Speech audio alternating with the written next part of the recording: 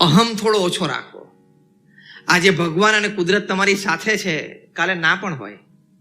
આજે તમારા દિવસો છે, કાલે ના પણ હોય. કોઈના દિવસો કાયમ એક સરખા રહેતા નથી. Do you agree with me? આ પ્રિન્સિપલ સ્ટેટમેન્ટ જેવું લાગે છે ને?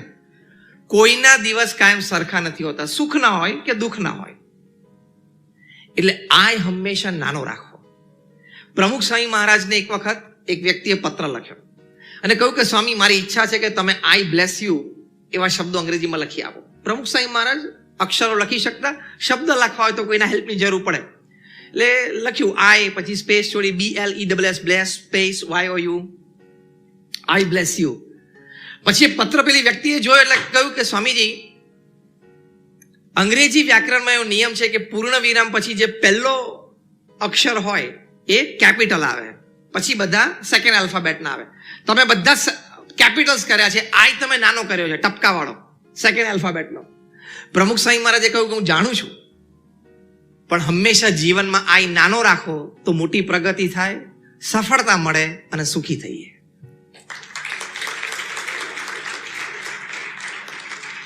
તમે આઈ નાનો રાખશો ને તો એનો મોટો એડવાન્ટેજ હું તમને પ્રેક્ટિકલી કહું, વધારે લોકોને તમારી સાથે જોડાવાનું મન થશે. બહુ જ સિમ્પલ વાક્ય છે, પણ બહુ શાંતિથી વિચારજો. અહમ નહીં રાખો ને એટલે ઘણા લોકોને તમારા પ્રત્યે પ્રેમ જાગશે, તમારી પાસે આવવાનું મન થશે, તમારી સાથે કામ કરવાનું મન થશે, જોડાવાનું મન થશે, યુનિટી સ્ટ્રોંગ થશે.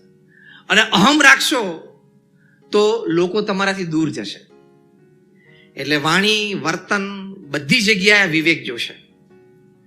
અને એવું નહીં માનવાનું કે આપણે આ ક્ષેત્રમાં 20 વર્ષથી છીએ, 25 વર્ષથી છીએ, 40 વર્ષથી છીએ, 2 પેઢીથી છીએ, 4 પેઢીથી છીએ, એટલે બધી વાત આપણને જ ખબર હોય, હું જ જાણું અને હું જ્ઞાની છું. એવું નથી. તમને આશ્ચર્ય થશે કે out of the 100 best thoughts that have changed the course of history upon this earth, 77 have come from class 3 and class 4 employees. 100 વિચારો જેને દુનિયાની કરવટ બદલી નાખી, એમાંથી 77 વિચાર ક્લાસ 3 અને ક્લાસ 4 કર્મચારી પાસેથી આવ્યા છે, 3 પીસ સૂટ અને ટાઈ વાળા પાસેથી નથી આવ્યા. હું તમને એક એક્ઝામ્પલ આપું. ઇંગ્લેન્ડમાં ICCમાં ચર્ચા થતી હતી. આ બધા મુદ્દા આપણે ફ્લેક્સિબિલિટી નીચે ચર્ચા કરીએ છીએ. ફ્લેક્સિબિલિટી ટુ ચેન્જ, એમાં મોટો મુદ્દો છે આ ઓછો કરો એટલે ફ્લેક્સિબલ થઈ શકાય. ICC લંડનમાં ચર્ચા થતી હતી કે ફૂટબોલમાં પૈસા છે એટલે ક્રિકેટમાં કેમ નથી. 3 કલાકનું બ્રેઇન સ્ટોર્મિંગ ચાલ્યું. ફૂટબોલ જેટલા પૈસા ક્રિકેટમાં જોઈએ. ખૂબ ચર્ચાઓ ચાલી પણ કોઈ નિષ્કર્ષ ના આવે. મીટિંગ પતી એટલે ICC ના એક ક્લર્ક જે minutes of the meeting note કરતા હતા, એને પ્રેસિડેન્ટને કીધું કે sir, if you permit, can I give my opinion? I have a suggestion. એને કહ્યું કે અમે બધા આટલા મોટા મોટા બેઠા હતા, 3 કલાક બ્રેઇન સ્ટોર્મિંગ સેશન કર્યું અને કઈ મુદ્દો હાથમાં ના આવ્યો તો આ તો બિચારો શું કહેશે? તો કે નોટ નાવ, પછી મને કહેજે, અત્યારે હું બધા મોટાઓ સાથે મીટિંગમાં છું. કારણ કે એ તો કર્મચારી હતો સામાન્ય. 2-4 દિવસમાં પછી એમણે કહ્યું કે બોલ, તારે શું વાત હતી? એટલે પેલા એમ્પ્લોયીએ કીધું કે સર, તમારે ફૂટબોલમાં જેટલા પૈસા છે એટલા ક્રિકેટમાં લાવવા છે? તો કે હા. સર, ગેમ નાની કરી નાખો, 20 ઓવરની કરી નાખો. ICC ના પ્રેસિડેન્ટ કે મૂર્ખ છું, 5 દિવસની ટેસ્ટ આપણે 50 ઓવરની વન ડે ઇન્ટરનેશનલ કરી, હવે 50 માંથી તું 20 કરે છે? એબ્સર્ડ આઈડિયા. આ બધા 100 આઈડિયાઝ જેને પૃથ્વી ઉપર કરવત બદલી નાખી, એ બધા at first go were rejected as absurd ideas. હા, થોડી વાર 2 કલાક પછી પાછો એને બોલાવે, તું શું કહેતો તો, વાત તો કર ડિટેલમાં. ચેમ્બરમાં બોલાવીને પૂછ્યું. એટલે કે સર, 20 ઓવર એટલે દરેક બોલે છક્કો ચોક્કોની શક્યતા રહે, વાગે, અને કદાચ છક્કો ચોક્કો ના વાગે તો બેટ્સમેન તો પ્રયત્ન કરે જ છક્કો કે ચોક્કો મારવાની જ. આપણે એ લેવલની એનર્જી ગ્રાઉન્ડ ઉપર જોઈએ છે કે એવરી બોલ must go outside the boundary. એવો પ્રયત્ન બેટ્સમેન કરવો જોઈએ અને રિઝલ્ટ આવી જ જવું જોઈએ 3 કલાકમાં. તોની મજા છે.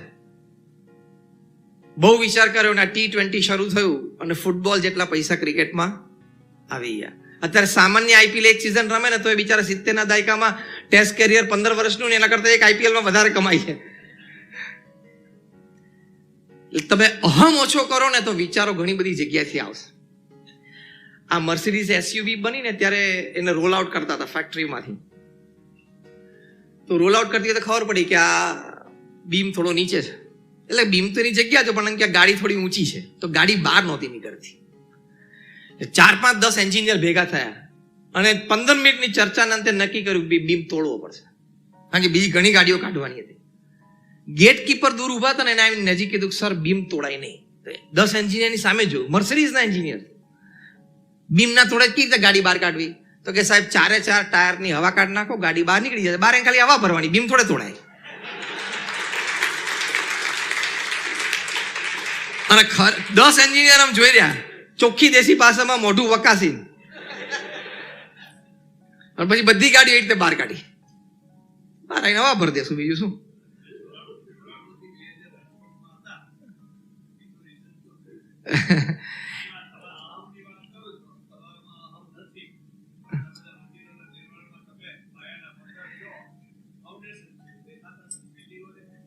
એટલે આવી રીતે ત્યાં એટલે ઘણી વખત આવા વિચારો સારા માણસો નાના માણસો પાસેથી આવે છે. એ આપણે આપણો અહમ ઓછો કરીને તો આપણે સ્વીકારી શકીએ. ફ્લેક્સિબિલિટીનો આઈ કરતા ધીસ ઇઝ સ્પિરિચ્યુઅલ ઇન્ટેલિજન્સ.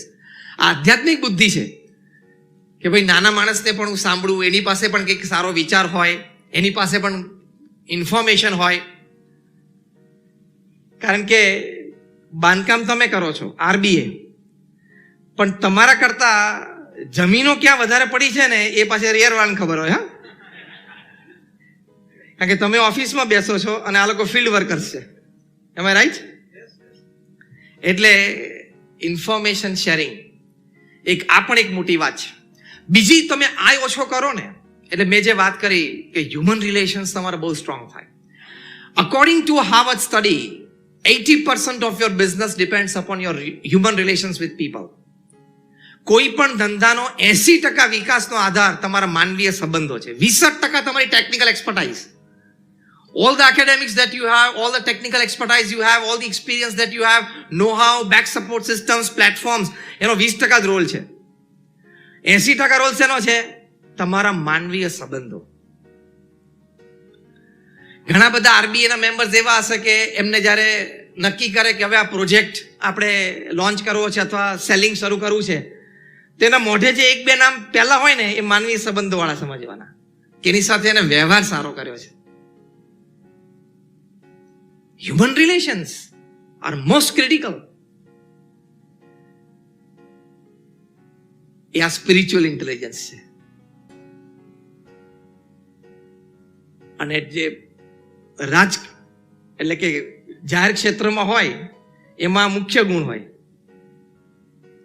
જાહેર ક્ષેત્રમાં જે જીવન જીવતા હોય ને એનો મુખ્ય ગુણ હોય. કોઈ પણ પ્રકારનું જાહેર જીવન. પ્રમુખ સ્વામી મહારાજના માનવીય સંબંધો અમે બહુ નજીકથી જોયા છે. એક વખત પ્રમુખ સ્વામી મહારાજ ત્યાં અટલાદરા બરોડામાં હતા. એમની ઉંમર 90 વર્ષની, 2010ની સાલની વાત છે. મંદિરના દાદરા 2 સેવક સંતોના ટેકા સાથે નીચે ઉતરતા હતા. વરસાદ પડેલો હતો, આરસના પથ્થરો ભીના હતા, એટલે બહુ ધ્યાનપૂર્વક ધીમે ધીમે ઉતરતા હતા. 5-7 હજાર માણસો દર્શન કરવા ઉભેલા. એની વચ્ચે એક નાના બાળકે પુષ્પ ઊંચું કર્યું. પ્રમુખ સ્વામી મહારાજ વિધાઉટ સેકન્ડ હેઝિટેશન સેવક સંતનો હાથ છોડીને નાના બાળકના હાથમાંથી પુષ્પ લીધું. આ માનવીય સંબંધો કહેવાય. આ દરજ્જાની વ્યક્તિ, આવા મોટા એક ઇન્ટરનેશનલ વ્યક્તિ, કારણ કે પ્રમુખ સ્વામી મહારાજનું સન્માન બ્રિટિશ પાર્લામેન્ટમાં સ્ટેન્ડિંગ ઓવેશન સાથે થયું છે 1988માં, એટલે આજથી 35 વર્ષ પહેલા. કેનેડાની પાર્લામેન્ટમાં થયું છે સ્ટેન્ડિંગ ઓવેશન સાથે. કેન્યાની પાર્લામેન્ટમાં થયું છે. અને 40 કરતા પણ વધારે કી ટુ ધ સિટી અમેરિકાના શહેરોમાં મળી છે. પણ એક નાના બાળક આટલી ભીડમાં હતો, એને એક નાનું પુષ્પ આપવું હતું. પ્રમુખ સ્વામી મહારાજ એમને અટેન્ડ કર્યો. 2004માં પ્રમુખ સ્વામી મહારાજ અમેરિકા ગયેલા. ન્યુયોર્ક એરપોર્ટ ઉપર રેડ કાર્પેટ વેલકમ એમનું હતું. FBI ફેડરલ બ્યુરો ઓફ ઇન્વેસ્ટિગેશનની એસ્કોર્ટ હતી, જે રેર કહેવાય અમેરિકામાં. અને એ કમર્શિયલ ફ્લાઇટ હતી, પણ છતાં ટર્મિનલ 4 ઉપર ઊભી રાખી હતી, કારણ કે Pramukh Swami Maharaj was on board. જે terminal 4 JFK John F Kennedy airport ઉપર ફક્ત અમેરિકાના પ્રેસિડેન્ટનું જ પ્લેન ઊભું રહે. ત્યાં કમર્શિયલ ફ્લાઇટ ઊભી રહી હતી. કેમ કે પ્રમુખ સ્વામી ઓન બોર્ડ હતા, એટલે એટલું બધું રિસ્પેક્ટ એ લોકોએ આપેલું. પ્રમુખ સ્વામી મહારાજ એરપોર્ટ પરથી બહાર આવતા હતા. દૂરથી એક નાના બાળકે બૂમ પાડી કે સ્વામી એમ કે ચિઠ્ઠી ઊંચી કરી. પ્રમુખ સ્વામી રેડ કાર્પેટ ઉપરથી ઉતરી અને નાના બાળકની ચિઠ્ઠી જાતે લેવા ગયા. એ ચિઠ્ઠીમાં ખાલી એટલું લખેલું કે હું 5મા ધોરણમાં ભણું છું, મારી એક્ઝામ છે, તમે આશીર્વાદ આપજો. ન્યુયોર્ક મંદિરે પહોંચીને સ્વાગત સભા સ્વીકારી. પ્રમુખ સ્વામી મહારાજ અંદર એમના નિવાસ સ્થાને જમવા બિરાજ્યા. જમીને પછી પહેલો પત્ર 5મા ધોરણમાં ભણતો બાળકને લખ્યો કે અમે ભગવાનને પ્રાર્થના કરી છે તું સારા માર્ક્સથી પાસ થઈ જઈશ. What a human relation! આ કેવા માનવીય સંબંધો કહેવાય. કઈ દરજ્જાનું એમનું સન્માન હતું ન્યુયોર્ક એરપોર્ટ ઉપર, અને એક નાના બાળકને અટેન્ડ કરી શકે છે. આવા તો એમના જીવનના અનેક પ્રસંગો છે. So people are the most important asset of your life. તમારી ગમે તેટલી પ્રોપર્ટીઝ હોય ને તમારી એસેટ નથી. તમારા બેંક એકાઉન્ટ છે તમારી એસેટ નથી. તમારી એસેટ લોકો છે. કેટલા લોકો સાથે તમે પ્રેમ ભર્યા સંબંધો જીવનમાં કેળવ્યા, નિભાવ્યા અને એમાંથી પરસ્પર લાભ થયો, that is your biggest asset. પ્રમુખ સ્વામી મહારાજ અમને 1200 સંતોને દીક્ષા આપી. પ્રમુખ સ્વામી મહારાજ પોતે ફક્ત 5 ધોરણ ભણેલા અને અમે 1200 સંતોમાંથી 750 થી પણ વધારે graduates, post graduates, chartered accountants, doctors ને એન્જિનિયર્સ છે. એમાંથી 150 થી પણ વધારે સંતો બોર્ન અમેરિકન અને બ્રિટિશ સિટીઝન છે. એમાંથી 50 થી પણ વધારે સંતો સ્ટેનફોર્ડ, હાર્વર્ડ, કાર્નેગી મેલન, યેલમાં ભણેલા છે.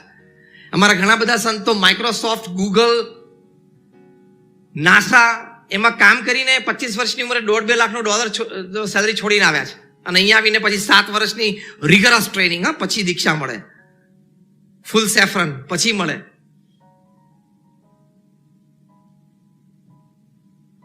હવે પોતે 5 ધોરણ ભણેલા અને આટલા બધા એજ્યુકેટેડ યંગ માઇન્ડને મેઇન સ્ટ્રીમ સોસાયટીમાંથી મેઇન સ્ટ્રીમ સ્પિરિચ્યુઆલિટી અને મેઇન સ્ટ્રીમ સોશિયલ સર્વિસમાં લાવવા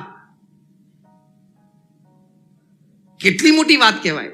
તમારા 2 દીકરા દીકરીને એક મોટા કરીને 20-20 વર્ષના થાય ત્યાં સુધી તો તમે લગભગ 10 વખત આમ હાથ પછાડીને બોલો છો કે આના કરતા તો તું, બાકીનું વાક્ય તો ઘણું બધું હોય. તો અમને 1200 સંતોને એમણે દીક્ષા આપી. એ પોતે 5 ધોરણ ભણેલા અને આટલા બધા એજ્યુકેટેડ. હા, તો મેં તમને એટલે વાત કરી કે તમને એવું ના થાય કે કઈ જામ્યું નહીં હોય ને કઈ ફાવ્યું નહીં એટલે ભેગા થઈ ગયા છે. નોર્મલી સંતોને જુઓ ને એટલે કે આને બિચારાને બહુ નહીં જામ્યું હોય કે બહુ ફાવ્યું નહીં હોય અને કે બિચારા અહીં બેસી ગયા. BAPS is a different organisation. હમણાં 3 મહિના પહેલા 7મી ડિસેમ્બર 7/12 પ્રમુખ સ્વામી મહારાજના જન્મદિવસના દિવસે એમના જન્મસ્થાન ચાણસદમાં વડોદરા પાસે અમારા ગુરુવરી મહંત સ્વામી મહારાજે ઓન સિંગલ ઓકેઝન 107 યુવાનોને દીક્ષા આપી. 107 at one go.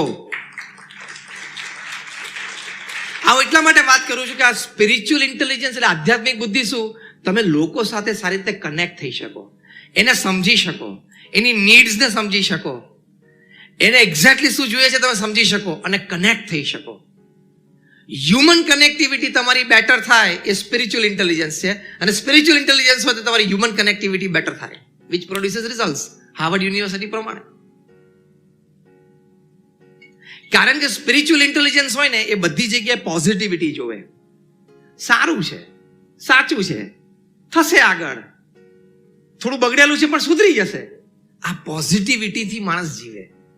That is spiritual intelligence. બહુ જ સારા એક મેનેજમેન્ટ ગુરુ છે ડગલસ મેકગ્રોગર. એનું એક પુસ્તક મેં હમણાં જ કોરોના ટાઈમ્સ દરમિયાન વાંચ્યું. એમણે કહ્યું કે સફળ અને અસફળ કંપનીઓ વચ્ચે ફેરફાર શું છે. મને થોડોક એવો વિષય આપવામાં આવે છે કે સ્પિરિચ્યુઆલિટી એન્ડ મેનેજમેન્ટ. સફળ અને અસફળ કોર્પોરેશન્સ વચ્ચે ફેર શું છે?